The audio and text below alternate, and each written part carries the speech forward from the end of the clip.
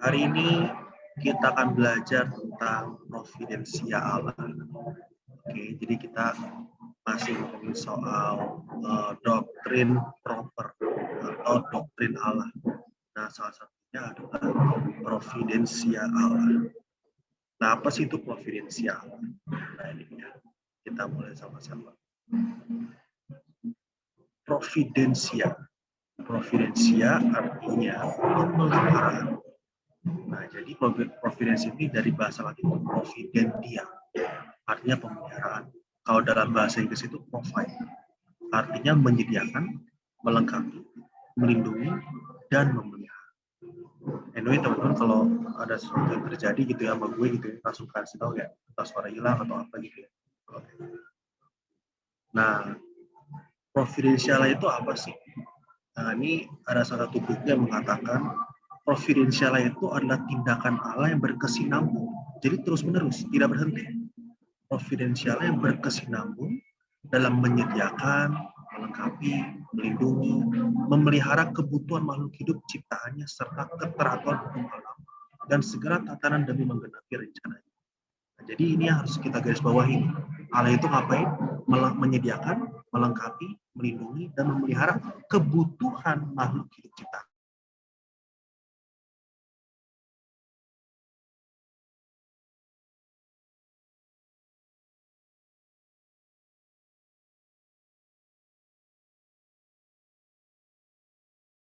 Tentang providensia Allah. Jadi di Kisah Para Rasul 17 ayat 24 sampai 27. Allah yang telah menjadikan bumi dan segala isinya. Ia yang adalah Tuhan atas langit dan bumi, tidak diam dalam gul-gul buatan tangan manusia. Nah, ini kita menjelaskan kalau Allah Maha Hadir ya, tidak terkurung dalam sebuah gul-gul buatan ataupun suatu tempat biasa. Memang Allah Maha Hadir. Ayat 25. Dan juga tidak dilayani oleh tangan manusia, seolah-olah kekurangan apa-apa. Karena justru dialah yang memberikan hidup dan nafas dan segala sesuatu kepada semua orang. Ya, jadi dia nggak seperti dewa-dewa lain yang harus diapa-apain dulu baru dia bisa lakuin atau baru bisa nunjukin dirinya. Seperti waktu kisah Nabi Elia di Gunung Karmel. Nah, Allah kita nggak demikian. Allah kita kalau mau melakukan segala sesuatu, karena memang dia mau melakukan segala sesuatu itu. Oke, ayat 26. Dari satu orang saja ia telah menjadikan semua bangsa dan umat manusia untuk mendiami seluruh muka bumi, dan ia telah menentukan musim-musim bagi mereka dan batas-batas kediaman mereka, supaya mereka mencari dia dan mudah-mudahan menjamah dan menemukan dia walaupun dia tidak jauh dari kita masing-masing.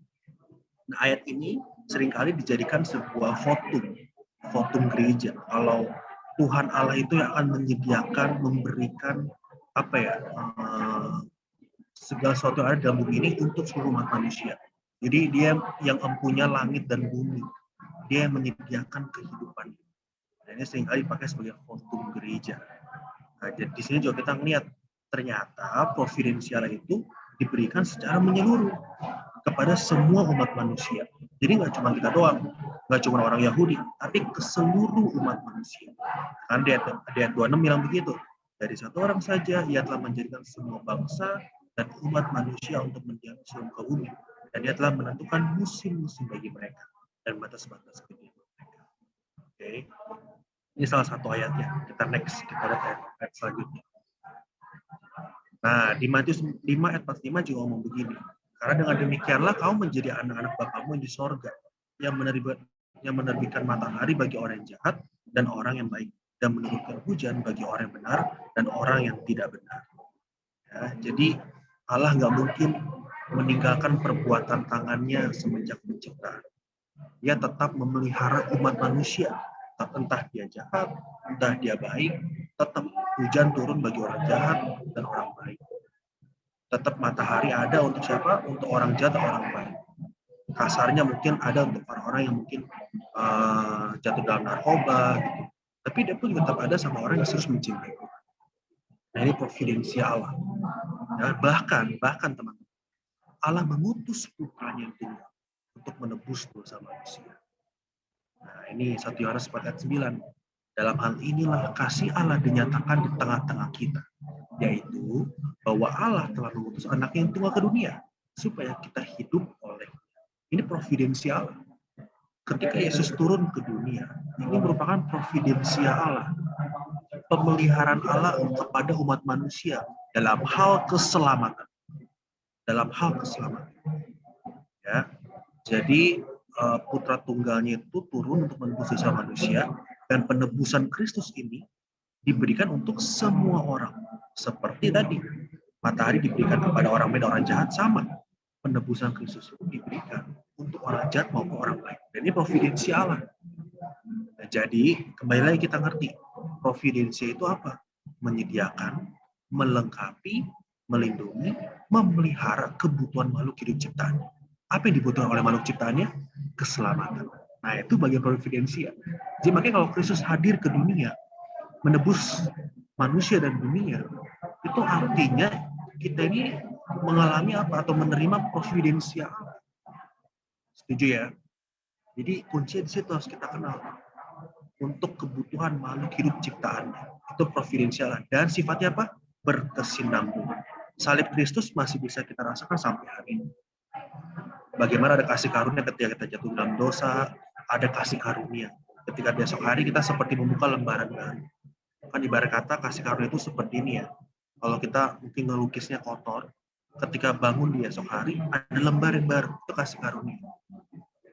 Nah, itu kira-kira ilustrasi gampangnya lah. Ilustrasi mudahnya lah.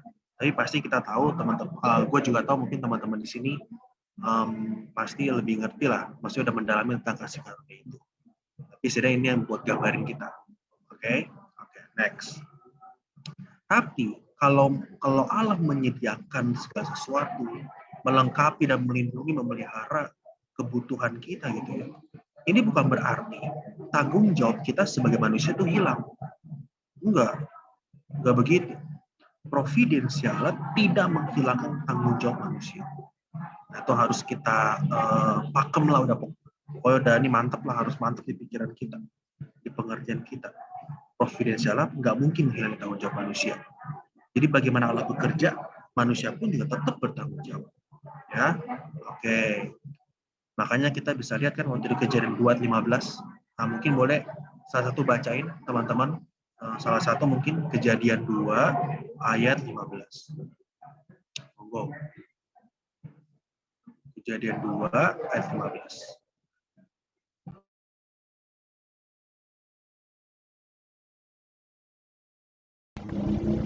Kejadian 2 ayat 15. Tuhan Allah mengambil manusia itu dan menempatkannya dalam Taman Eden untuk mengusahakan dan memelihara taman itu. Mantap, thank you. Ya benar, dari awal memang udah suruh Allah untuk bertanggung jawab. Jadi walaupun semua dalam pemeliharaan Allah, tetap manusia bertanggung jawab. Bahkan dari Eden, sejak manusia di Taman Eden pun juga udah diminta bertanggung jawab loh. Ya, jangan Kejadian 2:15 tadi yang udah di Clara baca. Nah, di Filipi 2 ayat 12 itu juga ngomongin soal tanggung jawab kita terhadap keselamatan. Kalau Yesus hadir di bumi ini sebagai providensia, perwujudan providensia Allah, tetapi bukan berarti kita ditebus, yes, bebas. Enggak, tetap kita ada tanggung jawab untuk mengerjakan keselamatan. Makanya Filipi 2 ayat 12 ngomong begini, hai saudara-saudaraku yang kekasih, kamu senantiasa taat, karena itu tetaplah kerjakan keselamatanmu dengan takut dan gentar. Bukan saja seperti waktu aku masih hadir, tapi terlebih pula sekarang waktu aku tidak hadir. Jadi apa? Tetap ada kerjaan mengerjakan keselamatan dengan takut dan gentar. Apa yang kita belajar dari sini? Dari sini kita belajar bahwa manusia memiliki kehendak bebas yang harus dipergunakan secara bertanggung jawab. Walaupun kita hidup dalam providensi Allah, dalam pemeliharaan Allah, tetap tanggung jawab untuk melakukan kehendak Allah, mengerjakan keselamatan tetap kita kerjakan. Jadi sekali lagi, providensi Allah tidak menghilangkan tanggung jawab manusia. Oke. Terus gimana dong? Kalau misalnya Allah memang memelihara kita, bagaimana dengan gambar-gambar seperti ini, teman-teman? Ada kemiskinan, ya kan? Ada sakit penyakit, ini ada cuci darah ya. Ada juga yang dibawa tuh perang, war. Gitu. Kenapa? Kalau memang Allah memelihara kita, Kalau memang Allah menjagai kita, kenapa ada kemiskinan? Kenapa ada sakit penyakit? Kenapa ada perang? Kenapa ada hati yang bertepuk sebelah tangan? Nah, itu dia. Kenapa coba? Ya, kembali teman-teman ingat. Semua karena ada tanggung jawab manusia. Kita nggak boleh nyalain Allah. Karena terjadi berbagai penderitaan dunia ini, jangan. Wah, ini gara-gara Allah nih. Allah jahat berarti menaruh kemiskinan. Ada penyakit. Nggak boleh. Itu semua karena tanggung jawab manusia. Kenapa orang bisa miskin? Pasti ada kejahatan manusia dalam situ. Kenapa bisa sakit penyakit? Karena mungkin makan nggak benar dan lain sebagainya. Kenapa ada perang? Pasti ada pemicunya. Dan itu bagian dari kehendak manusia yang seringkali cenderung bahkan ngelakuin salah di hadapan Tuhan. Pasti impact. Jadi kita nggak boleh salahin Allah. Wah, ini semua gara-gara Allah. Nggak boleh. Ada kehendak bebas manusia memang cenderung ngelakuin salah. Ya, jadi penderitaan dunia hari ini kalau kita lihat ya di sekeliling kita, apalagi COVID begini, ya itu juga. Ya kalau COVID sih pasti ada mungkin ya karena ada virus gitu ya. Ini ada nanti kita lihat, kita baca. Nanti ada soal providensial di dalam penyakit. Nanti ada. Nanti. Tapi ini kita seperti dulu. Semua ada dalam tanggung jawab manusia. Allah memelihara, tapi tanggung jawab manusia juga harus bekerja. Oke, next. Providensial Allah atas Israel dan bangsa-bangsa. Nah, ini dia. Oke. Israel itu adalah umat pilihan Allah, setuju ya? Tetapi Allah tetap berperilaku adil kepada bangsa-bangsa lain. Nah, ini dia. Walaupun pada zaman itu, bangsa Israel itu adalah umat pilihan Allah, tapi tetap pemeliharaan Allah, perlindungan Allah, tidak untuk bangsa Israel doang. Tapi juga untuk bangsa-bangsa non-Israel. Bangsa-bangsa di luar Israel. Nah, ini jadi menguatkan kita lagi kan? Kalau ternyata providensial itu apa? Diberikan secara universal. Ya, jadi pemeliharaan Allah itu universal pokoknya sifatnya. Terus apa bedanya kita nanti? Nah, nanti kita bahas. Pasti ada bedanya dong. Responnya, standarnya pasti beda. Ya pasti teman-teman udah ngerti lah ya soal standar Kristen dengan standar orang lain pasti berbeda. Dan itu menyangkut kepada providensial. Sama-sama lah. Nanti kita ngerti lah pasti. Oke. Nah, contohnya apa sih? Bangsa di luar Israel yang menerima providensial Allah? Ini dia. Niniwe. Ada yang kenal? Ada yang tahu dong Niniwe itu kota apa? Dan ada di Alkitab mana? By the way, ini suara gue kedengeran kan? Cukup aman? Oke. Nah, ada yang tahu dong pasti Niniwe ini kota apa? Dan ada ini di kitab Yunus. Ini terkenal nih kalau di kalangan sekolah minggu ya. Yunus dimakan sama ikan. Nah, ikan paus sampai ikan besar ayo. Oke, nggak bercanda ya. Oke, Niniwe. Niniwe ini adalah ibu kota kerajaan Asyur yang terletak di sebelah timur Sungai Tigris. Nah, kota ini pernah menjadi kota yang sangat megah dan kuat. Bahkan sejarah mencatat kalau kota ini tuh pernah jadi kota yang paling perkasa di dunia ini. Tetapi masyarakat Niniwe ini tuh bandel-bandel memang, penuh dosa. Dan kita tahu kalau ini gue nggak ceritain sedetail-detailnya, tapi setidaknya kita tahu lah Nabi Yunus diutus oleh Tuhan untuk memberitakan kabar pertobatan di sana ya. Tapi kan Yunus pun juga nggak mau gitu. Ngapain gitu? Itu kan bangsa lain gitu. Akhirnya dia pergi ke tempat lain gitu ya. Akhirnya sama Tuhan kan Yunus akhirnya dimakan sama ikan besar gitu ya. 3 hari 3 malam. Setelah itu baru dia ke Niniwe akhirnya memberitakan kabar pertobatan. Akhirnya semua orang di situ bertobat. Bangsa di luar Israel bertobat di situ setelah Nabi Yunus diutus. Kembali, ini jadi nguatin kita kan, ternyata pertobatan atau cara Allah menyelamatkan manusia juga menggunakan alat. Siapa? Nabi Yunus ini. Jadi kalau kita dengar Allah menentukan keselamatan, yang ini selamat, ini nggak selamat, kayaknya enggak deh. Tetap kok pakai alat, pakai ada kehendak manusia. Dan Yunus pun akhirnya ke sana memberitakan kabar pertobatan dan mereka pun menerima. Puji Tuhan. Puji Tuhan. Nah, Yunus 4 ayat 11. Coba baca. Salah satu, Yunus 4 ayat 11. Bagaimana tidak aku akan sayang kepada Niniwe, kota yang besar itu, yang berpenduduk lebih dari 120.000 orang. yang semuanya tak tahu membedakan tangan kanan dari tangan kiri, dengan ternak yang banyak. Sip. Ya kan, Allah sangat mengasihi Niniwe. Jadi providensi Allah nggak cuma untuk umat pilihan, semua orang. Itulah kenapa kalau kita di Perjanjian Baru kita kan pernah baca pasti ya, Allah tidak menghendaki semua orang binasa. Walaupun memang banyak orang anggap ini kayak, ya masa Allah bohong lah gitu, dianggap kelalaian gitu. Enggak, justru Allah pengen semua orang nggak binasa. Makanya kasih kesempatan kepada kamu untuk apa? Berbalik dan bertobat. Nah itu dia. Ya, jadi providensial ini untuk semua manusia. Oke. Sip. Next. Itu tadi kita ngomong providensi. Nah ini dia. Sekarang providensia Allah di zaman anugerah.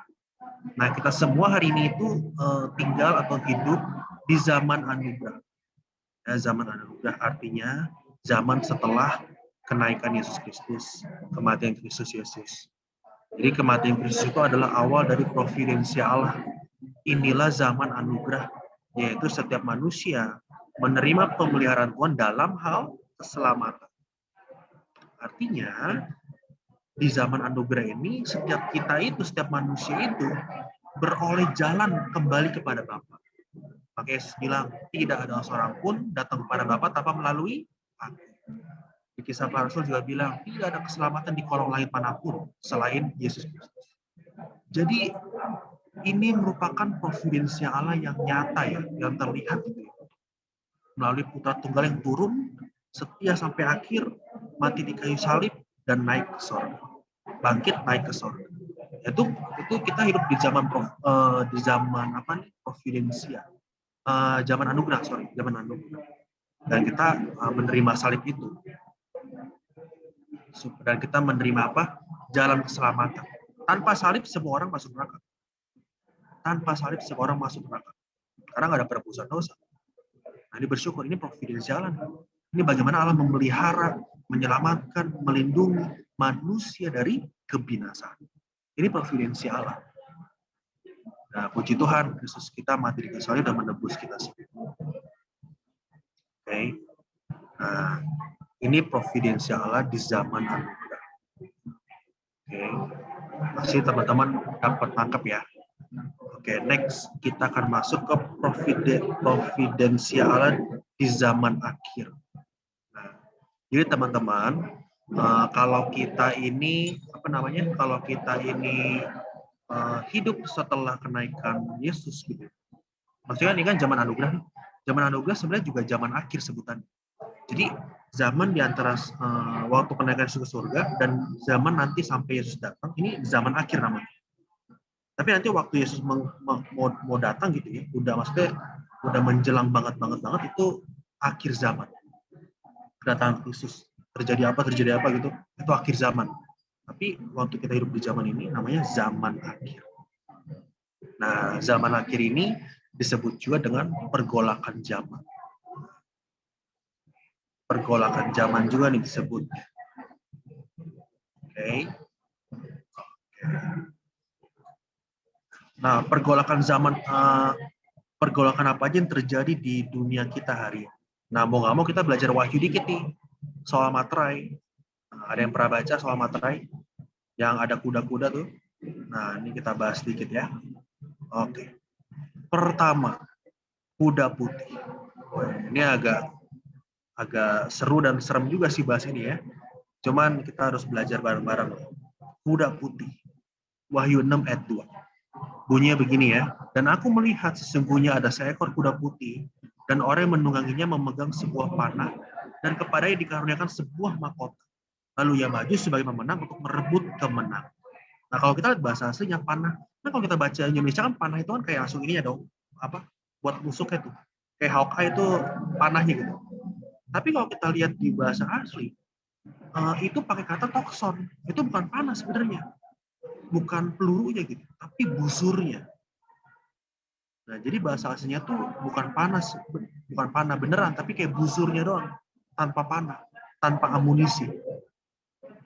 Nah, ini nandain kalau kemenangan orang percaya yang menaklukkan dunia itu tanpa pertumpahan darah.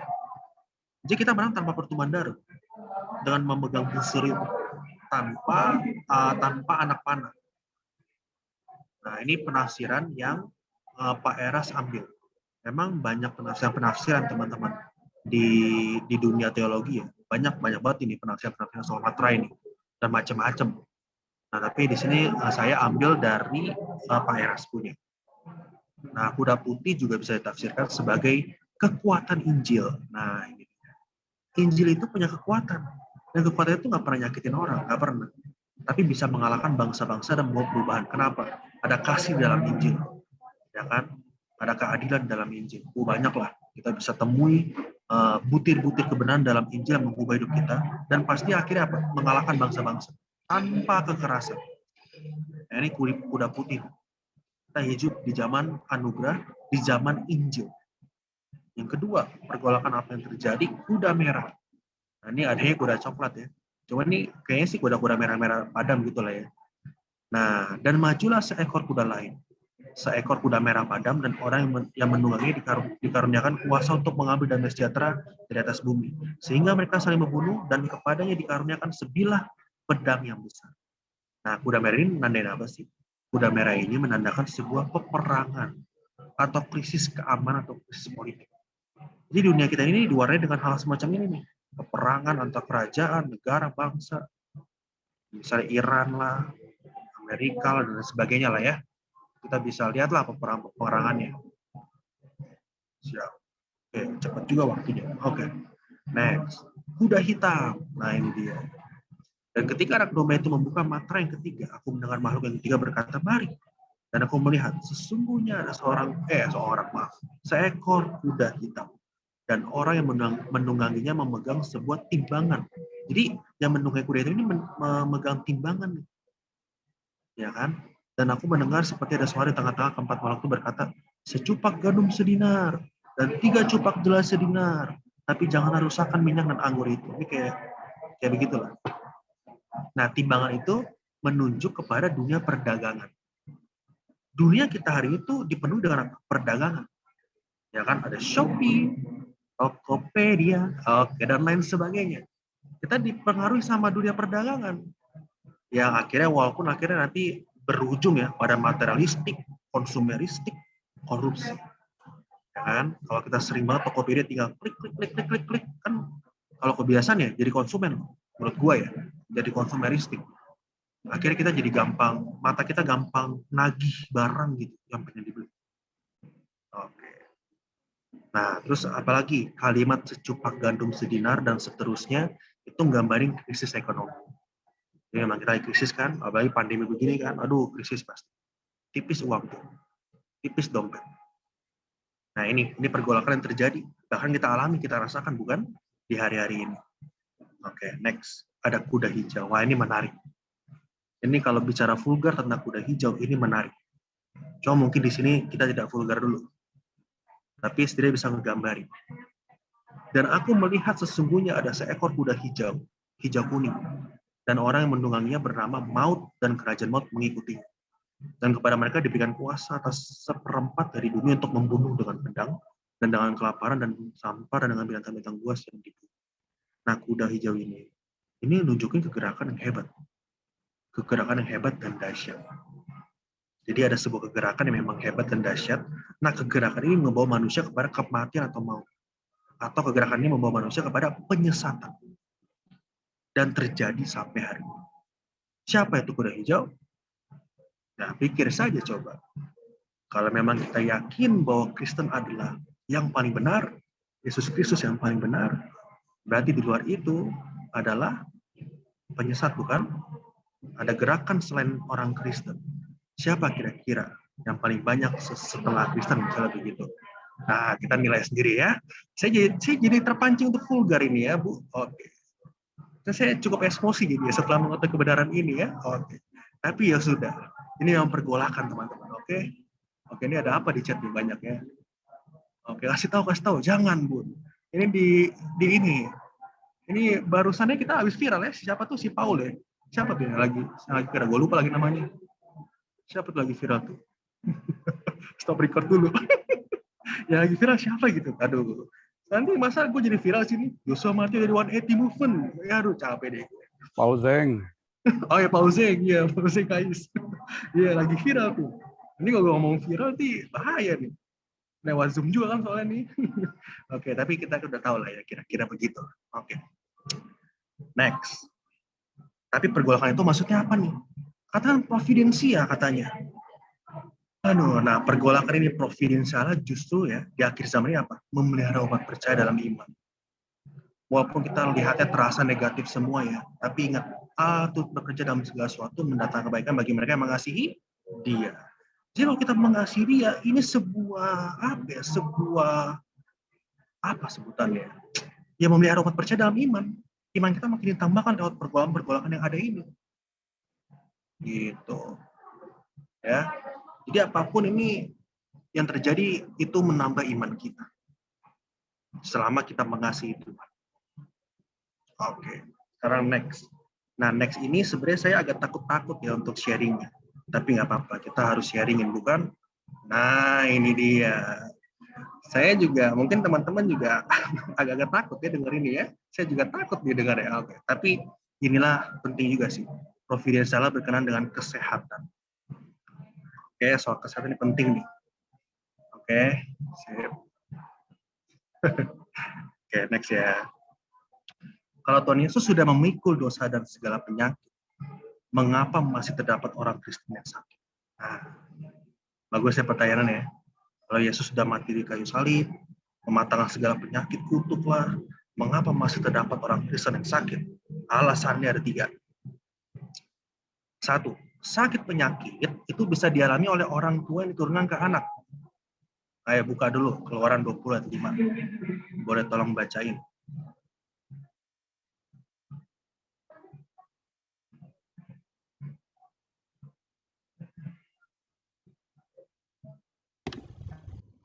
Keluaran 20 ayat 5, jangan sujud menyembah kepadanya atau beribadah kepadanya, sebab aku Tuhan Allahmu adalah Allah yang cemburu, yang membalaskan kesalahan bapa kepada anak-anaknya, kepada keturunan yang ketiga dan keempat dari orang-orang yang membenci aku.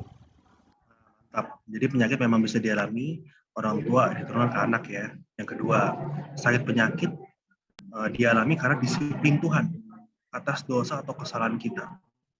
Coba buka Efesus 6 ayat 3. Tolong dibaca lagi. Next mungkin bisa siapin Yohanes 9 ayat 1 sampai 3.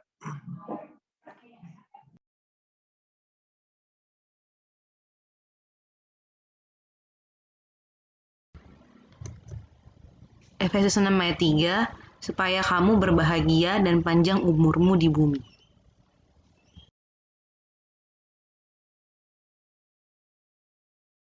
Efesus 6 ayat 3. Ya. Oke. Ulangan 28 ayat 20 coba.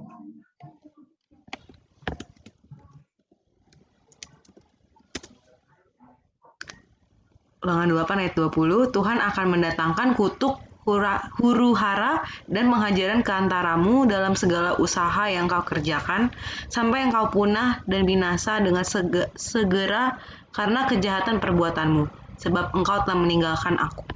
Ya, mantap. Oke, yang ketiga adalah Tuhan mengizinkan seseorang cacat karena maksud-maksud tertentu Tuhan. Coba bacain Yohanes 9 ayat 1 sampai 3.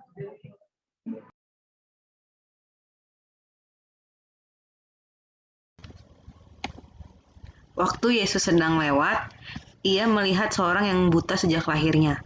Murid-muridnya bertanya kepadanya, Rabi, siapakah yang berbuat dosa orang ini sendiri atau orang tuanya sehingga ia dilahirkan buta? Jawab Yesus, bukan dia dan bukan juga orang tuanya, tetapi karena pekerjaan-pekerjaan Allah harus dinyatakan di dalam dia. Oke, mantap. Jadi ada maksud-maksud tertentu Tuhan pasti. Ya, ini alasan penyakit-penyakit ya, walaupun ada Kristus. Tapi kembali lagi memang ada tanggung jawab manusia. Oke. Jadi walaupun kita sakit gitu ya. Oke, siap. Bentar lagi saya selesai nih. Walaupun sakit tetap ada itu providensial Allah. Jadi sebenarnya kita harus lihat gambar besar ya teman-teman ya. Kenapa manusia bisa begini? Semua itu pasti karena dosa. Kodrat dosa yang akhirnya banyak macam deh.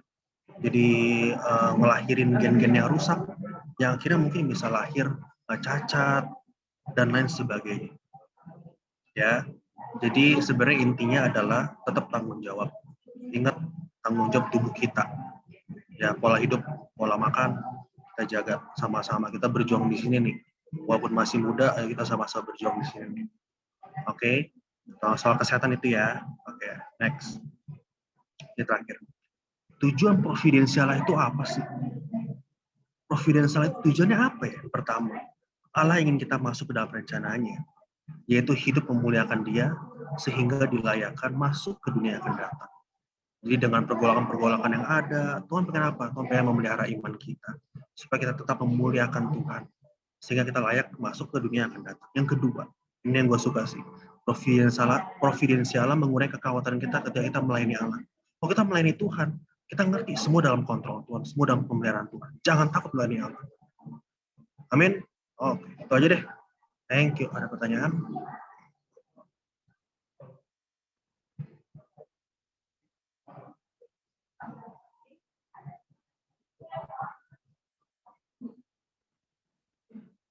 Oke, nggak ada pertanyaan ya. Jangan tanya kuda hijau pokoknya ya. Yang lain aja.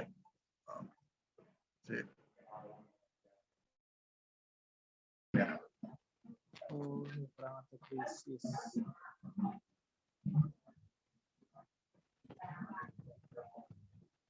Oke bro. Thank you. Oke, siap. Yang naik, terus berarti udah mau datang atau belum? Ya udah. Ya, ini udah zaman akhir. Sebenarnya ya, ketika kita Yesus naik ke sorga, kita sedang menghidupi apa? Tinggal menunggu penggenapan janji Tuhan kalau Dia akan datang lagi. Ya udah, itu zaman akhir. Nanti waktu Tuhan hadir, nah itu baru akhir zaman. Itu doang sih sebenarnya. Oke, kita istirahat.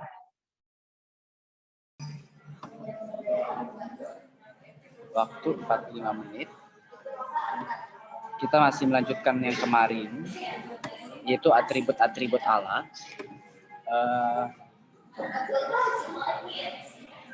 Kita akan masuk ke topik pembahasan keadilan dan kebenaran Allah. Keadilan dan kebenaran Allah.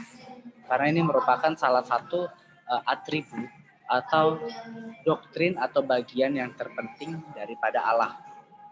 Ya, keadilan dan kebenaran. Kita lihat pengertian keadilan secara umum. Di dalam Kamus Besar Bahasa Indonesia, KBB, itu dikatakan bahwa keadilan itu berasal dari kata adil, yang punya pengertian itu tidak berat sebelah.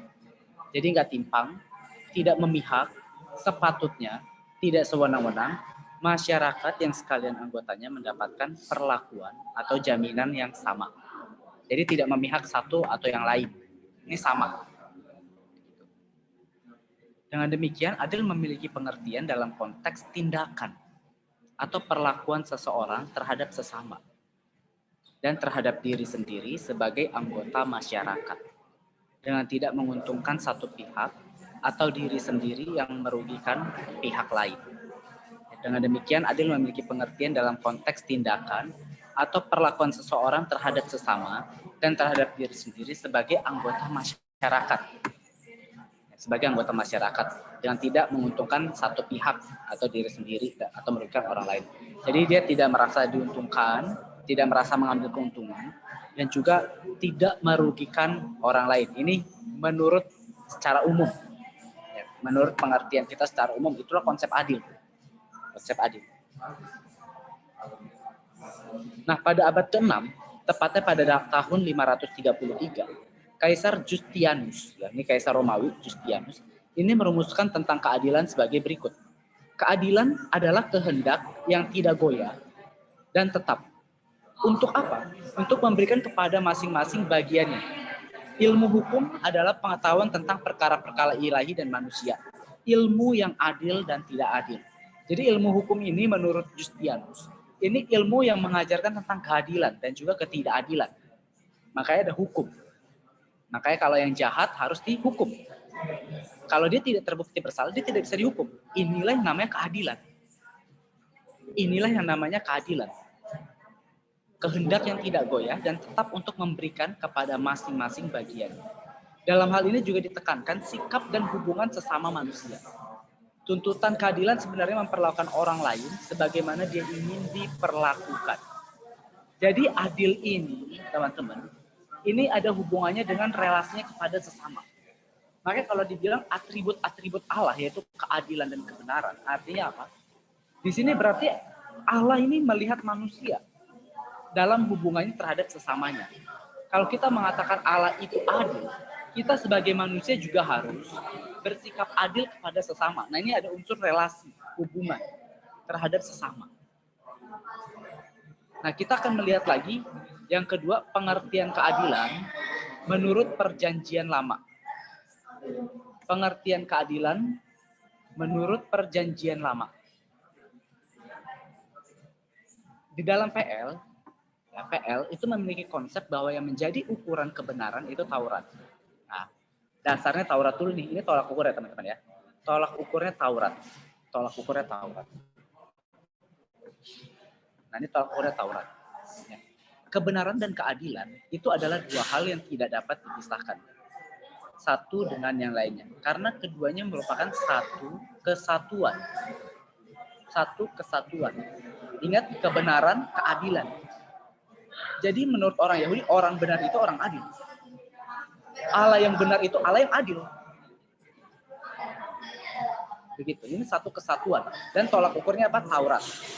Taurat. Untuk mengukur seseorang itu adil atau tidak, itu dari Taurat. Taurat. Nah, dalam perkembangan teologis dalam perjanjian lama, hukum atau Taurat itu merupakan basis pengajaran dan pengertian. Nah, istilah yang dipakai untuk menyatakan keadilan dalam bahasa Ibrani adalah sadik. Sadik artinya benar atau kebenaran. Nah, kata ini nanti kita bisa lihat berpadanan dengan kata Yunani di kayu suli. Selanjutnya dari kata itu, maka menjadi kata sedek yang berarti keadilan, kebenaran, atau sedeka yang juga berarti keadilan dan kebenaran. Dengan demikian sadik itu berarti benar secara hukum. Ya, benar secara moral. Kalau dalam PLTB itu moral, hukum.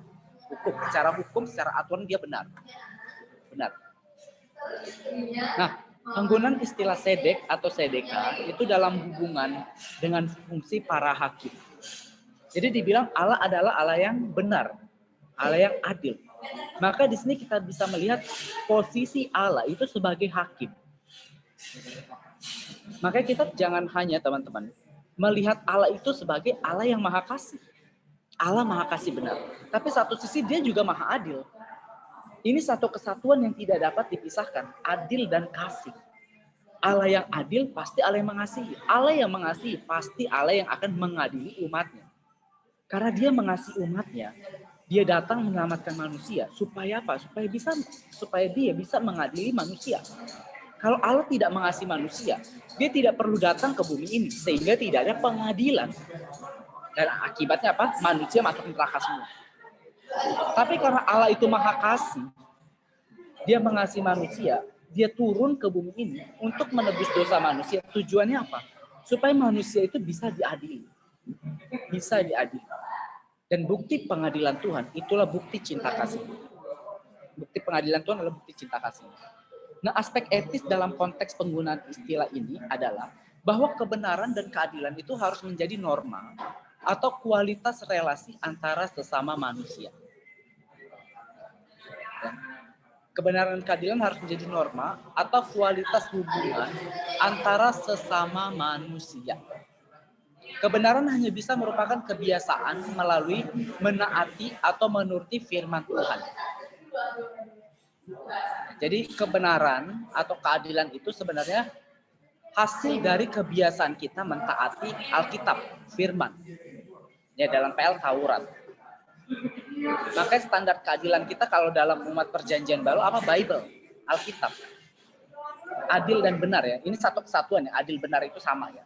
Adil benar itu sama. Karena orang benar pasti orang adil pasti dia orang benar. Begitu. Nah, tolak ukurnya firman. Ada di firman. Ini pentingnya kita ada belajar firman, belajar dogma, belajar doktrin. Supaya kita tahu konsep keadilan yang benar itu seperti apa. Nah, para nabi dalam menjalankan tugasnya itu menyampaikan pesan Allah seringkali meneriakan kebenaran dan keadilan. sebagai kontrol terhadap pemerintah yang korup, yang tidak memedulikan rakyat dan melawan Allah. Ya, kita bisa lihat dalam Amos 5 ayat 15 dan 24. Nah, teman-teman, alasan bangsa Israel ini masuk ke pembuangan, dibuang oleh Tuhan ke Babel. Alasannya apa sih? Pertama itu karena adanya penyembahan berhala. Israel menyembah berhala. Tapi ada alasan kedua. Karena masyarakat Israel, para raja dan perdana menterinya itu melakukan ketidakadilan kepada masyarakatnya. Tidak adil dalam hal apa? Memungut uang, pajak secara berkelebihan. Yang miskin makin miskin, yang kaya makin kaya. Korupsi, penindasan hak orang miskin. Nah, kitab Amos itu menjelaskan itu. Nah, Tuhan sangat benci ketidakadilan. Makanya teman-teman begini. Kalau dibilang kita mau belajar hidup kudus, hidup benar, hidup saleh, ya. Kesalehan orang Kristen yang sejati itu bukan hanya kesalehan pribadi. Ingat, ini penting. Kesalehan orang Kristen itu bukan kesalehan secara pribadi. Dalam arti apa? Bukan hanya tidak membunuh, tidak mencuri, tidak berzina. Bukan hanya sekedar, pokoknya gue berkenan di hadapan Tuhan, Bukan hanya itu. Tapi kesalehan orang Kristen adalah selain hubungannya dia dengan Tuhan Allah. Ya kan, kalau kesalahan pribadi itu kan hubungannya, relasinya manusia dengan Tuhan Allah. Di mana gue harus berkenan supaya Tuhan senang. Hati Tuhan senang. Gitu kan. Tapi bukan hanya itu. Ada yang namanya aspek vertikal. Mengasihi sesama. Ya, mengasihi sesama. Makanya di kayu sune atau sedek, itu artinya bukan hanya benar, adil. Kalau dibilang kebenaran menurut tingkah laku yang apa? Yang adil. Ini kamus Yunani berkata seperti ini. Kenapa Yesus berkata begitu? Hendaklah hidup keagamaan lebih benar daripada ahli-ahli Taurat dan orang Farisi. Nah, benar apa? Ahli Taurat, orang Farisi melakukan hukum. Ya, kita harus lebih dalam lagi hukumnya, Kak. Sekarang lebih dalam lagi, lu tahu nggak apa? Sepikiran seperasaan Tuhan. Oke, sepikiran seperasaan Tuhan apa coba? Melakukan apa yang Tuhan kehendaki. Apa yang Tuhan kehendaki? Ayo, ada yang bisa jawab? Apa yang Tuhan kehendaki? Apa yang Tuhan kehendaki? Sepikiran seperasaan Allah. Apa yang Tuhan kehendaki? Ayo. Ini kalau kita aja nggak ngerti, gimana kita mau melakukan firman loh? Apa sepikiran seperasaan Allah? Kan udah pasti pernah dibahas di PA dong. Apa teman-teman? Ayo. Gue pengen lihat nih jawaban teman-teman. Kalau kita nggak tahu ini, kita berarti nggak bisa melakukan firman loh. Karena kita nggak tahu firman mana yang mau kita lakukan. Ini abstrak, Kak, harus dialami. Oke, gimana? Pengalamannya apa? Contoh pengalamannya.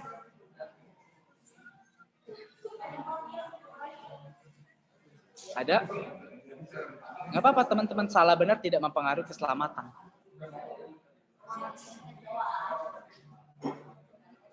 Ada? Ada nggak? Oke, gini. Jadi di kayu suni atau sadik, itu kan diambil dari ketika Yesus melihat orang-orang ahli Taurat dan orang-orang Farisi. Yesus bilang begini, hendaklah hidup keagamaan lebih benar daripada ahli Taurat dan orang Farisi. Kata di kayu suni muncul. Ya. Lebih baik, lebih benar ya. Teks aslinya di kayu sunen, lebih benar. Maksudnya benar itu, di kayu sunen itu righteousness atau adil. Kenapa kok adil? Karena ahli-ahli Taurat, orang-orang Farisi, dalam satu bagian lain Yesus berkata, kamu membuat peraturan, tapi kamu tidak melakukannya. Kamu justru menambahkan beban kepada orang-orang yang kamu suruh ikuti aturan kamu. Tapi kamu sendiri tidak melakukannya. Jadi kebenaran di sini bukan hanya sekedar maksudnya kebenaran di sini adalah lebih benar. Itu bukan hanya gini loh. Kita harus bersikap batinia. Benar. Nah, nanti saya akan jelaskan batinia itu apa ya. Dari batin. Gini, kita sering kali ya teman-teman ya. Kesalehan kita hanya merujuk pada Allah doang nih. Oke, gue berkenan, hati Tuhan disenangkan. Oke. Tapi implementasinya kepada sesama apa? Itu yang pertama. Yang kedua, kamu tahu nggak yang Tuhan kehendaki itu apa? Tuhan itu bukan menghendaki kita saleh kayak malaikat loh. Malaikat dalam arti kita terbang nggak napak bumi. Bukan. Kita manusia, punya pikiran, punya perasaan, punya kehendak. Bisa bersedih, bisa bersuka. Ini sifat yang Tuhan kasih. Gitu. Jangan sampai kita salah arti ini sampai akhirnya kita bingung. Ketika kita udah berusaha dengan perbuatan baik, kita jatuh dalam dosa, kita stres. Aduh Tuhan, gila. Bukan berarti nggak boleh stres ya. Kita harus meratap. Waktu kita salah, kita meratap. Tapi ada sesuatu yang lebih penting daripada itu. Benar di sini adil. Karena Tuhan melihat perlakuan orang Yahudi pada sesamanya nggak adil. Satu sisi Tuhan bilang gini loh, kamu ikuti semua pengajaran ahli Taurat dan orang Farisi. Ikuti, berarti apa? Menurut Yesus, ajaran ahli Taurat dan orang Farisi itu benar. Ayo, Yesus bilang kamu ikuti. Tapi jangan ikuti ke cara hidupnya, benar nggak? Setuju ya? Jadi bukan dalam arti gini. Bukan hanya ayat ini bukan berbicara kebenaran itu secara pokoknya gue harus berkenan dalam hubungannya dengan Allah doang. Bukan. Hukum yang terutama dan utama itu udah inti ajaran Yesus. Kamu bilang, kita berkenan kepada Allah. Terwujud nyata dari sikap kita kepada sesama.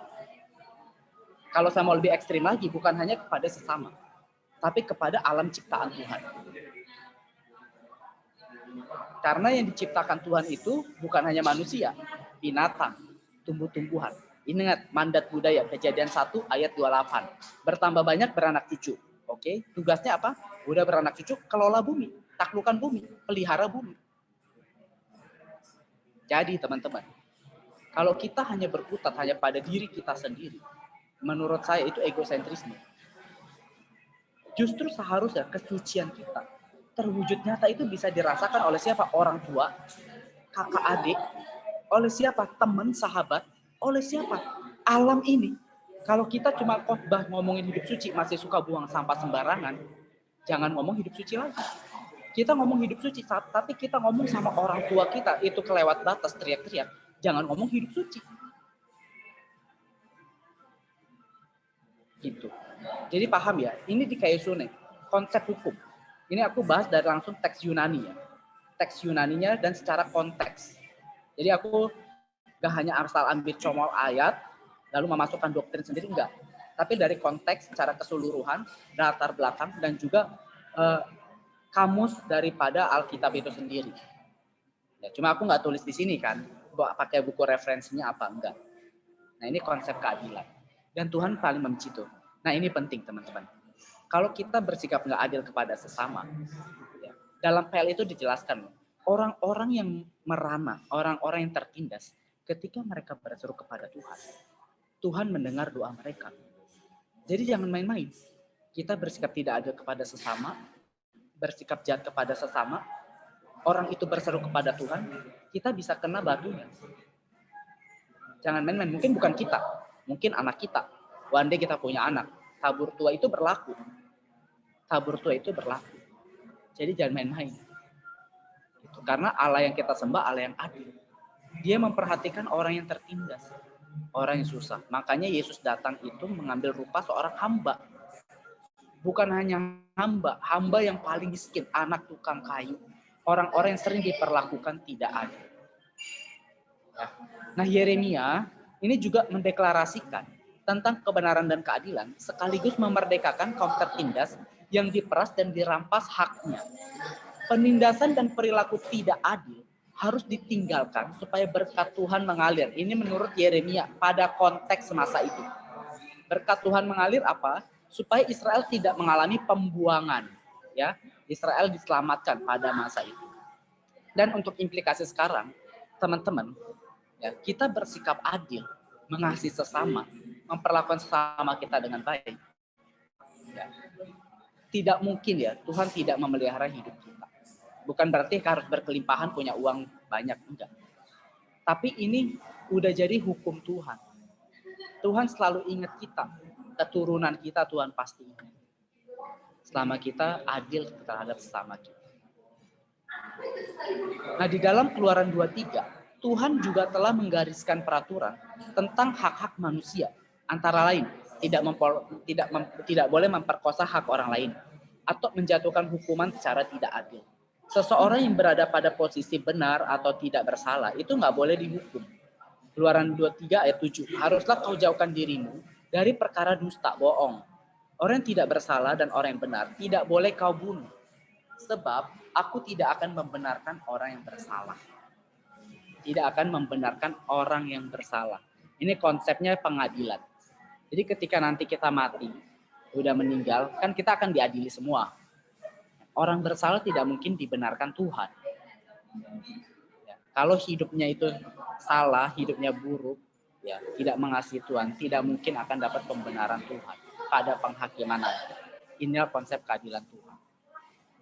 Pengertian keadilan dalam perjanjian lama sedemikian luas dampaknya, yang mencakup segenap aspek kehidupan masyarakat maupun individu.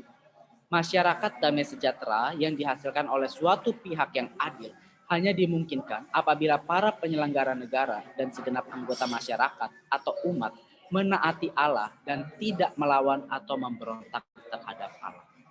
Jadi ini konsep shalom teman-teman ya, damai, shalom atau eirene atau peace. Ya, damai. Allah menghendaki manusia itu hidup dengan sesamanya itu dengan adil, damai, ya. Itu konsepnya. Terutama juga dengan Tuhan Allah. Makanya Yesus datang untuk mendamaikan kita dengan Bapa di sorga. Nah, balik ya. Tadi kan aku sempat singgung Filipi 2 ayat 5. Pikiran, perasaan, dan kehendak. Teks itu bicara phroneo satu kata. Ya, dari secara teks, dari secara analisis gramatika bahasa Yunani. Ya. Dan sebenarnya teks itu berupa lagu. Kalau kita belajar Yunani, secara susunannya itu lagu, himne. Himne. Paulus ambil himne itu. Jadi itu sebuah lagu pada zaman dulu. Puji-pujian kepada Yesus. Nah, teks itu bicara apa sih? Di dalam konteks Filipi di situ, pasal 2 dan juga pasal 3, itu menjelaskan adanya perselisihan. Satu sama lain berselisih. Paulus bilang, kamu jangan berselisih, hendaklah saling mengasihi kan. Makanya kamu harus memiliki cara pikiran Kristus. Yang walaupun dalam rupa Allah, dia mengambil kesetaraan sebagai hamba. Maksudnya apa sih? Kamu jangan konflik. Coba deh kamu punya, kan kamu kan orang Kristen, dipersatukan dalam pemikiran Kristus. Harusnya kamu nggak konflik sebagai jemaat Tuhan. Nah itu maksudnya, hidup di situ sepikiran seperasaan Tuhan, kamu bisa hidup kamu itu bawa berkat, bawa damai. Tapi kalau kita bisa mengerti pikiran perasaan Tuhan kan iya bisa. Tentu orang yang terus bergaul sama Tuhan bisa. Tapi saya ambil dari konteks di sini teman-teman. Dari konteks di sini.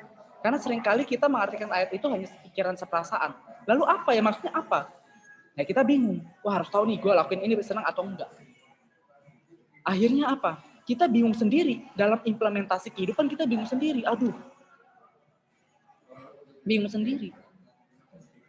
Padahal dari hal itu, dalam jemaat, kita bisa mengasihi satu sama lain. Hidup rukun. Tapi terlalu simpel Kak. Ya udah coba praktekkan dulu. Ini kan komunitas 180 nih kita ya. Coba pada bisa nggak terima satu sama lain ya.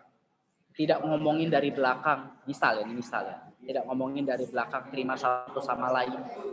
Mengasihi. Ada yang susah, nggak punya uang, coba kita bantu. Ada yang ini kita bantu. Ada yang salah ngomongin kita bisa menerima mengampuni enggak? Itulah baru kita punya pikiran perasaan Yesus. Kalau dalam hal mengampuni aja kita nggak bisa, jangan ngomong kita punya pikiran perasaan Yesus. Nggak mungkin. Karena Yesus itu orang yang Yesus itu pribadi yang sangat mengampuni manusia. Kita jatuh berapa kali, Yesus mengampuni kita. Makanya sampai hari ini kita hidup. Itu anugerah Tuhan. Artinya apa? Implikasinya cukup berat. Seberapapun banyak orang bersalah sama kita, seberapa banyak itu juga kita terus memberikan pengampunan pada dia. Nah, sekarang dalam perjanjian baru. Tindakan Allah untuk menghapus dosa orang bersalah dan memperhitungkan dia benar, itu merupakan tindakan bebas dari pihaknya oleh kasih karunia-Nya. Melalui iman dalam Kristus Yesus, bukan berdasarkan kebajikan orang itu, tetapi karena Yesus menumpahkan darahnya, demi orang yang dilakukannya demi penggenapan Taurat untuk mewakili dan menyelamatkan dia. Maksudnya apa sih? Keadilan di sini ya itu bisa terjadi dengan penumpahan darah Kristus. Ingat kalau Tuhan Yesus tidak mati di atas kayu salib, teman-teman, semua manusia itu mati masuk neraka. Makanya keselamatan hanya oleh anugerah, only by grace. Perbuatan baik itu dampak. Kalau kita sadar kita hidup diselamatkan Tuhan, gak mungkin kita itu hidup dalam dosa. Ini pengertiannya.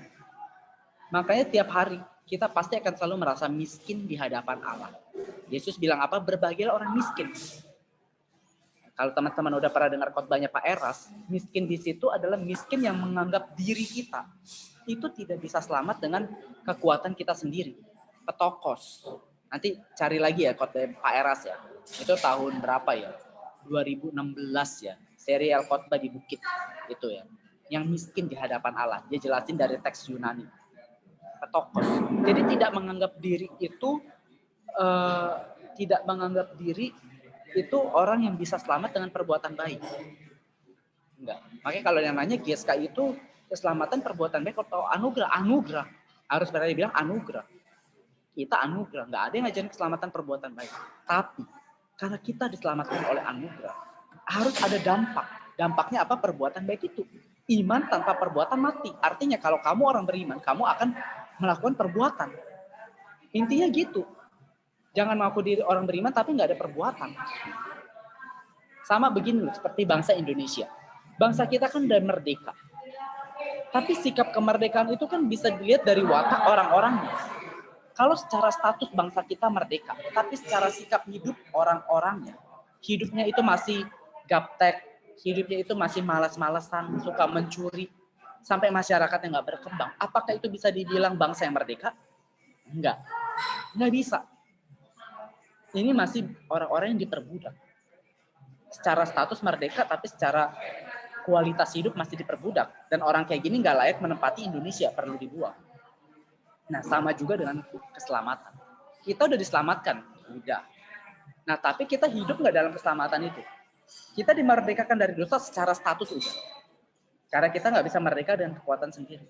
Tapi dalam praktek hidup, udah merdeka belum? Kalau belum, ya kita akan dibuang Tuhan.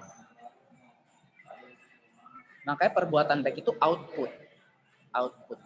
Kristus menyelamatkan, maka harusnya kita punya dampak itu keluar berbuat baik. Bagaimana jaga hidup kita tiap hari bersih di hadapan Tuhan. Ada waktu-waktu ketemu Tuhan setiap hari, 30 menit. Itu output.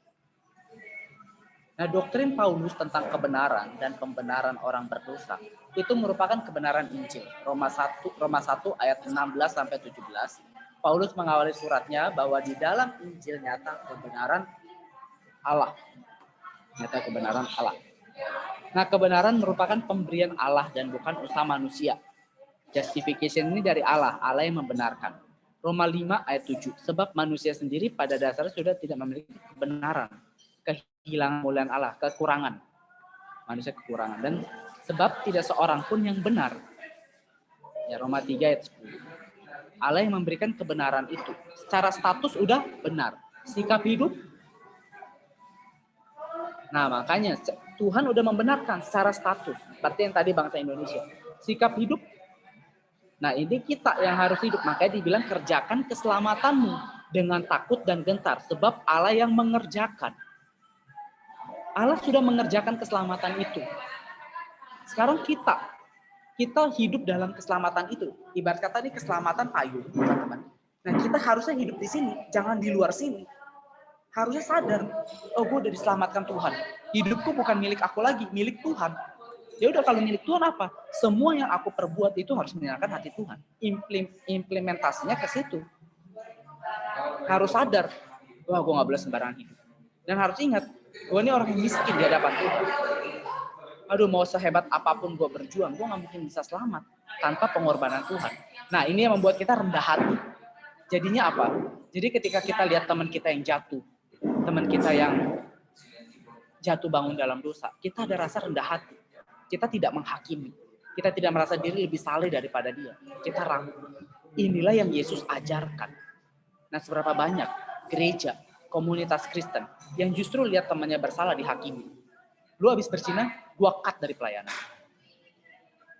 Akhirnya apa?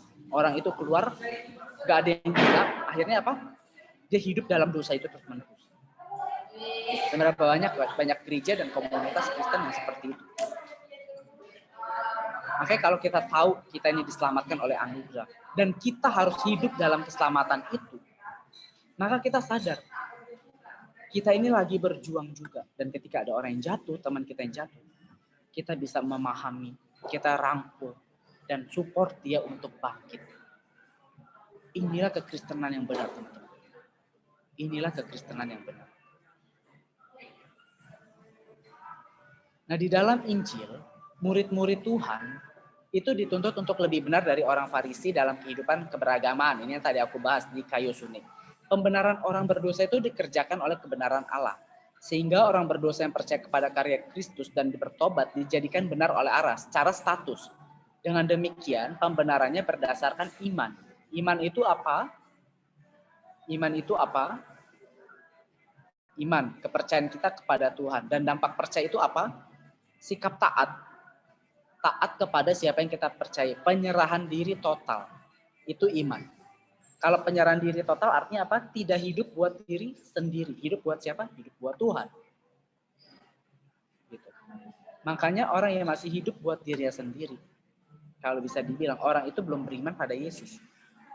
Bisa dibilang orang itu beriman pada Yesus ketika dia hidup bagi Allah dan bagi sesamanya. Itu prinsipnya. Tuhan Yesus berkata, akulah jalan dan kebenaran dan hidup. Yohanes 14 ayat 6. Bila Tuhan Yesus adalah kebenaran, maka yang membenarkan kita di hadapan Allah adalah dirinya. Secara status, ingat ya. Bila kita dibenarkan berdasarkan kebenaran Kristus, maka kita wajib hidup di dalam kebenaran Kristus tersebut. Hidup di dalam kebenaran Kristus berarti memiliki sikap atau gaya hidup Kristus yang adalah kebenaran di hadapan Allah. Akulah jalan dan kebenaran. Mau benar, datang pada Yesus. Udah datang apa? Hiduplah dalam kebenaran Kristus. Cara hidup Yesus di mana? Di Injil. Di mana? Di surat-surat Paulus. Di surat-surat umum lainnya. Belajarlah hidup dari Yesus. Sifat dan watak dan karakter. Oke. Kita lanjut sekarang nama-nama Allah. Pertama, secara cepat ya teman-teman ya. Ada yang namanya Elohim dalam bahasa Ibrani. Ini memiliki bentuk tunggal El, artinya ya Allah atau yang Maha Kuasa. Ya. Dari kata El ini muncul gelar El Shaddai, Allah Maha Kuasa, El Olam, Allah yang kekal, El Elyon, Allah yang Maha Tinggi, Eloah yang Maha Kuat. Dalam bahasa Yunani kata ini diterjemahkan dengan kata Theos. Elohim ini Theos. Ya, Theos. Allah. Ini Elohim diterjemahkan dengan kata Theos. Nah, itu kan bentuk jamak, Kak. Apakah itu menunjuk pada Tritunggal? Oke, saya jawab secara perjanjian lama ya, teman-teman. Dalam perjanjian lama, penggunaan kata im ini, teman-teman, ini menunjukkan kebesaran dalam konteks Allah, Elohim. Jadi ini berbicara, ini khusus membedakan Allahnya Israel dengan bangsa lain. Bahwa Allahnya Israel ini maha besar, lebih daripada bangsa lain. Lah gak ada Tritunggal dong dalam PL, sabar dulu. Kalau mau angkat teks Tritunggal, jangan angkat dari teks Elohim dalam PL. Ini penting. Karena konsep Yahudi tidak memandang ini sebagai Tritunggal. Tapi kan kita Kristen. Tapi akar Kristen Yahudi kan? Ingat, rasul-rasul Yahudi. Yang membedakan itu melihat melihat perjanjian lama dengan terang dari kacamata Kristus. Nah, ini nggak bicara Tritunggal. Kalau mau ambil Tritunggal, carilah teks dalam PL itu kan ada dibilang, ada Roh Kudus yang memberitahukan pada Daud. Ada Allah sebagai Bapa. Ambillah teks di situ. Jadi dalam PL ada Tritunggal, ada. Saya nggak nentang ya. Dalam PL itu ada Tritunggal. Tapi khusus teks Elohim, jangan dipakai untuk doktrin Tritunggal. Ketemu orang Yahudi, habis kita. Tapi kan kita Kristen. Ini teks Yahudi loh. Ayo, ibarat kata gini, orang Batak nulis Alkitab orang Batak, bahasa Batak. Terus dipinjam, dibaca sama orang Jawa. Kira-kira yang lebih paham itu orang Batak atau orang Jawa?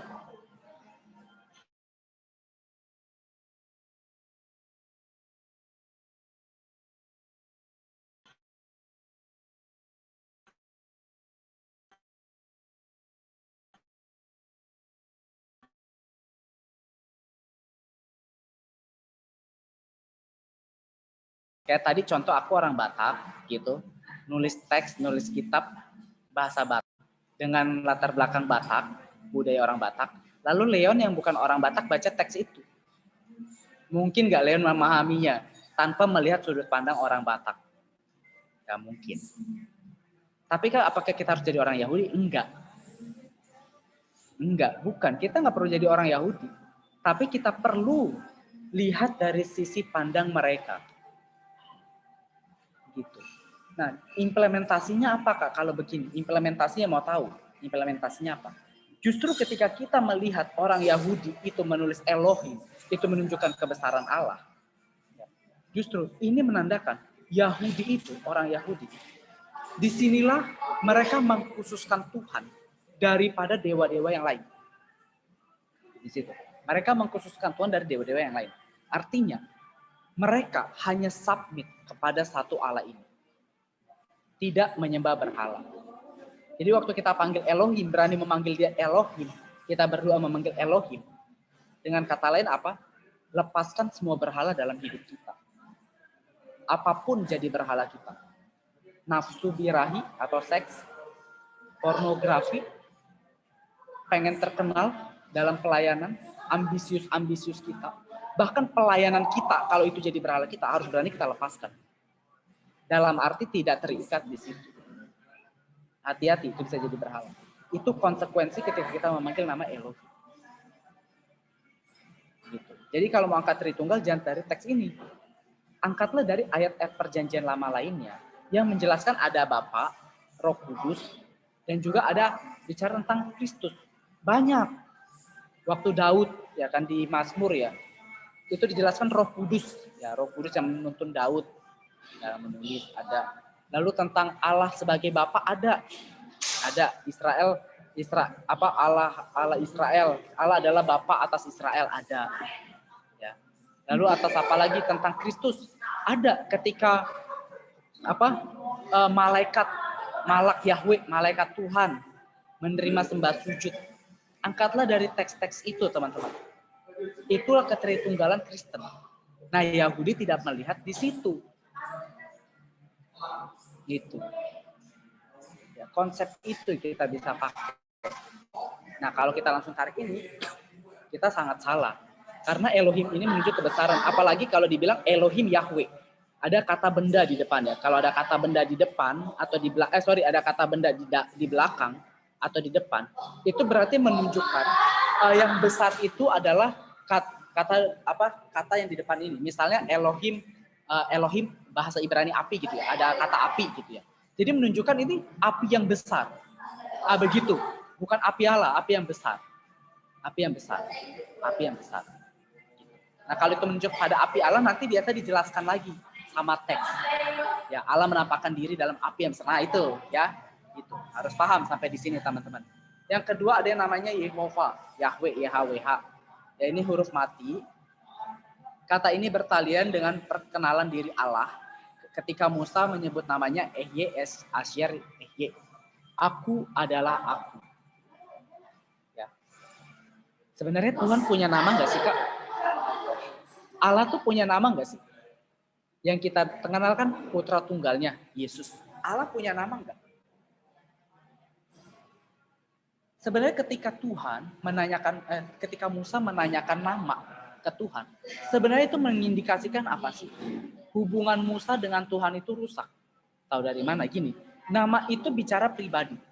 Kalau kita tahu nama seseorang dalam budaya Yahudi, berarti kita kenal pribadi orang tersebut. Musa nanya, tapi kalau mereka tanya siapakah kamu? Aku bingung jawabnya. Artinya apa? Saya nggak kenal kamu Tuhan. Saya tuh nggak dekat sama kamu. Baru Tuhan bilang apa? Aku adalah aku. Tuhan tidak jawab siapa namanya. Yang Tuhan pengen kasih tahu, kamu perlu hubunganmu sama aku itu baik. Intim melekat dengan aku. Perbaiki hubungan. Di sini Tuhan menyatakan dirinya. Ya, memperkenalkan diri. Lalu yang ketiga ada Yehovah. Nah ini mirip. Ya, tapi ini tidak ada dalam bahasa Ibrani awal. Kata ini muncul sebagai bagian dari perubahan proses bahasa. Ya. Lalu Kedosi Israel, yang maha kudus dari Israel. Adonai, dalam bahasa Yunani itu Kyrios, ya, artinya tuan atau budak. Terakhir Aba, ya, ini menunjukkan hubungan umat yang dekat, Aba dan Bapa. Oke, sampai di sini teman-teman. Apakah ada pertanyaan sampai di sini?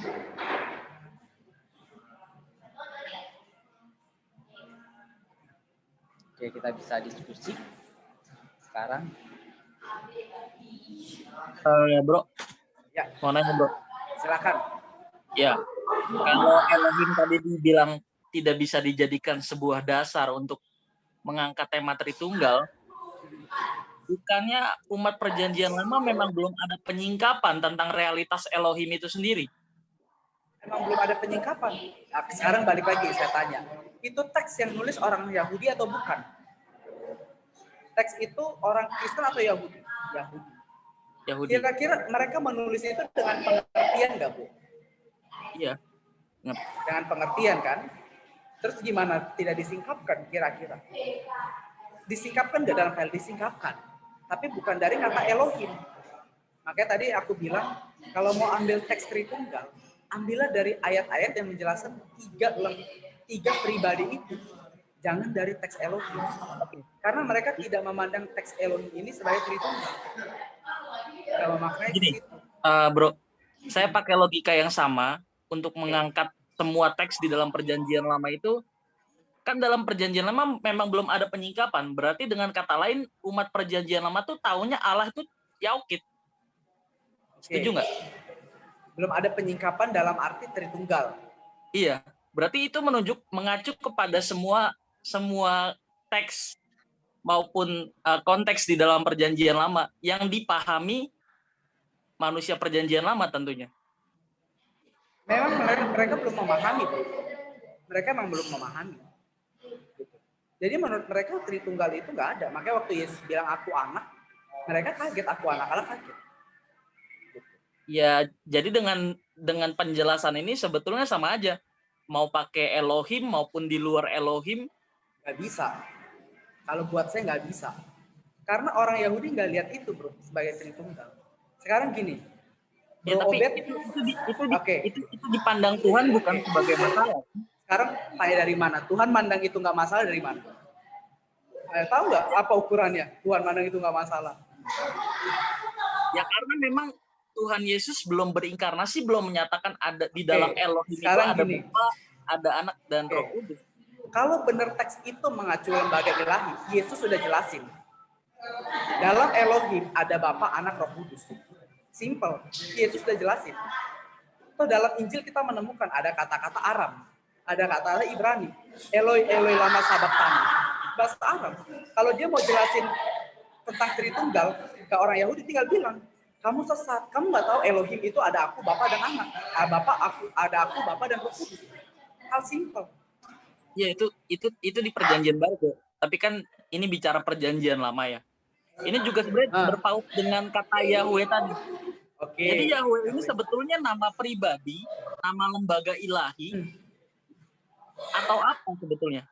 Ini Yahweh sendiri kan sebenarnya huruf mati ya yang ditambahkan menjadi disebut Yahweh, yang dilafalkan Adonai kan. Kalau Yahweh itu orang Yahudi memandang itu nama pribadi. Proper name.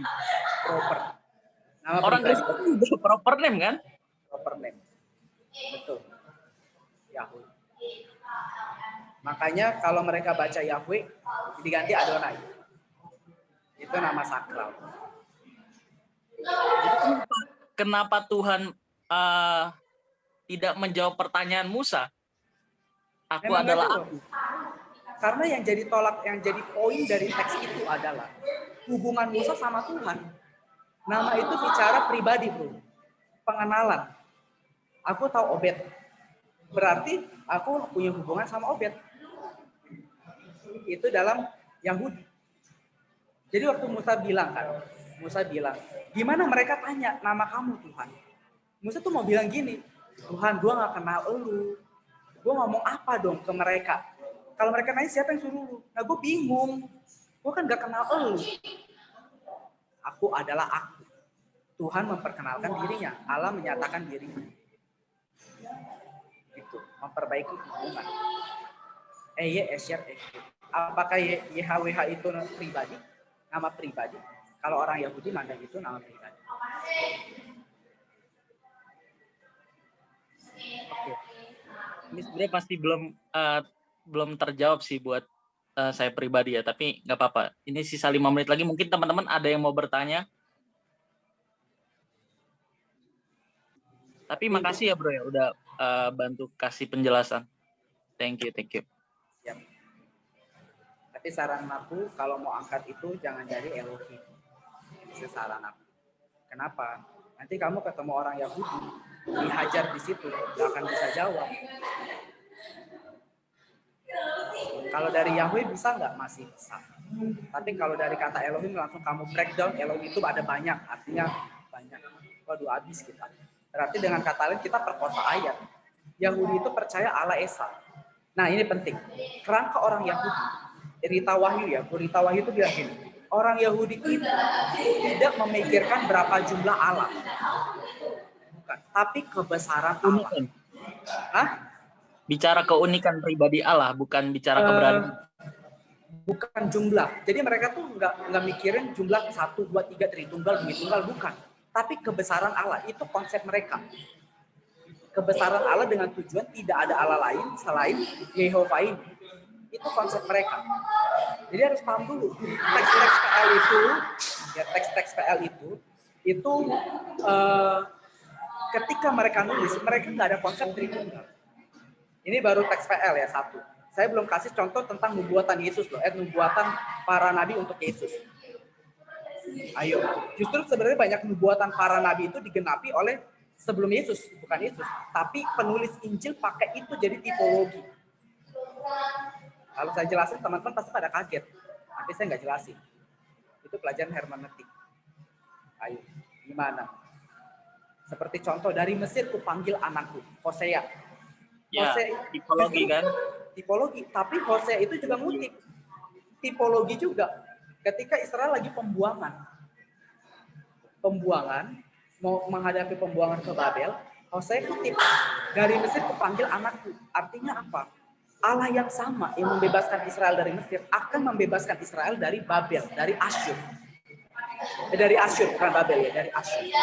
Dipakai Matius untuk Yesus. Ayo gimana? Hubungannya apa? Konteksnya apa? Konteksnya, hubungannya adalah Yesus itu Israel yang sejati. Yesus itu yang membebaskan umat manusia. Gitu. Itu baru 1, belum yang lain. Belum lagi saya bilang, kalau ternyata Markus 16 itu tambahan. Yohanes terakhir itu tambahan. Ayo. Bisa murtad kamu kali kalau nggak kuat. Tapi kalau saya terima itu. Dan saya lihat Alkitab itu firman, tetap firman. Tidak mengurangi esensinya, teman-teman. Dan tetap dikhotbahkan.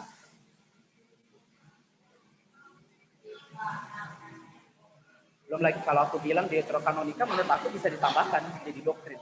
Kalau buat saya. Di Katolik sendiri tuh nggak jadi ajaran loh, tapi pelengkap loh. Nggak apa-apa. Kalau saya lihat itu bisa jadi. Karena dari PB itu banyak ambil Deuterokanonika. Nanti ya, aku kasih ininya ya, ayat-ayatnya ya. Kalau emang itu mau dibuang, Yudas juga jadi khotbahkan. Harus fair. Yudas ngambil. Harus cincai dong kita. Masa yang itu dibuang Yudas yang ngutip? Enggak. Ini kan sumbernya lo buang. Ayo, bingung nggak? Bingung nggak? Ayo teman-teman gini, maksud aku gini. Gak apa-apa, teman-teman dengar dulu, ya. Dengar. Kalau saya sih nggak bingung, saya udah baca sih. Apa yang kata Daksya emang jelas. Paling enggak, karena kan belajar latar belakang. Jadi pemahaman yang dia dapat satu-satu akan menjadi bingkai pemahaman. Benar, Yohanes itu ada tambahannya. Benar, beberapa penulis Injil itu malah ada bukan penulis Injil sesungguhnya. Benar, ada kutipan-kutipan di Markus pasal 16 tambahannya. Tapi pelan-pelan aja kita ngasih tahu namanya latar belakang kenapa. Sistemnya yang penting.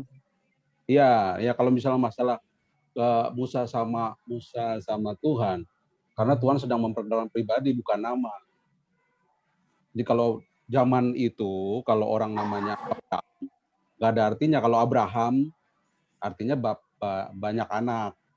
Jadi orang Yahudi itu sering kalau nama itu mewakili pribadi. Nah kalau Tuhan ditanya, lu siapa? Gua tuh penolong, gua tuh penghibur, kan susah. Karena Tuhan mau memperkenalkan pribadi, bukan mau memperkenalkan nama. Dari pribadinya, nanti orang menyebut namanya, begitu. Makanya ada El Shaddai, El Roy, El Gibor. Tuhan sedang memperkenalkan pribadi. Maksud tadi Davin ngomong tuh konteksnya. Kalau mau kenal Tuhan, kenal pribadinya. Makanya di apa namanya, nanti kalau Davin baca buku Ibu Rita Wahyu yang ini nih, sama yang satu lagi, buku Mulai Dampak, jelas. Oh begitu. Mungkin kan teman-teman masih awam nih. Masih teologianya masih doktrinnya Pairas banget. Belum dibawa keluar. Kalau dibawa keluar emang bisa, loh itu cerita Adam kan, itu cerita Adam, cerita Nuh kan bukan cerita orang Yahudi. Orang udah di mana-mana sebelum agama Yahudi juga udah ada cerita itu. Kalau boleh jujur. Nanti tambah kaget lagi. Tapi biarin dulu aja doktrin dasarnya, pelan-pelan aja. Saya rasa sih itu. Thank you untuk kelengkapannya Kais. Makanya kalau kayak gini tanya Kais, jangan cuma tanya-tanya yang lain. Gitu. Manfaatin lah, nanya kumpul sampai malam cuma bahas gini. Nanya dong. Manfaatin langsung. Enggak kan ada sejarah gereja. Waktu itu saya mau naikin sejarah gereja. Sejarah Barat, sejarah Timur, sama sejarah gereja Indonesia. Cuman saya berpikir pembentukan karakter lebih penting, baru nanti ditambahin soal materi doktrin. Pelan-pelan. Nanti lama-lama juga ngerti doktrin, sebuah doktrin. Skisma gereja, nanti ngerti kenapa ada karismatik. Tapi yang simpel-simpel aja supaya konsep berpikirnya jelas begitu. Karena kalau dikasih semua, bisa ateis ngerinya kalau nggak kuat. Iya, ntar gue lagi yang susah. Ntar gue yang disalahin lagi. Ntar gue lagi. Yang penting pengalaman real itu sebenarnya. Betul, itu betul. Pengalaman real. Lanjut, ya, brother. Ini recordnya bisa dimatiin dulu nggak?